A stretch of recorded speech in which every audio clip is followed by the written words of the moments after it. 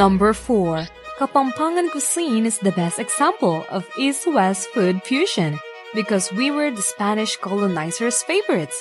We were given exclusive access not just to their seminaries and royal academies, but also to their kitchen, where we learned to mix the Spanish paella and the Indian biryani to produce the Kapampangan beignet.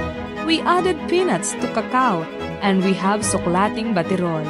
We reinvented the nogad and turned it into dorones de casoy.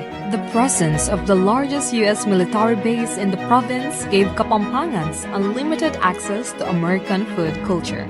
We turned ribeye and filet mignon leftovers from their mess halls into pikinisan, our stateside version of pagbag.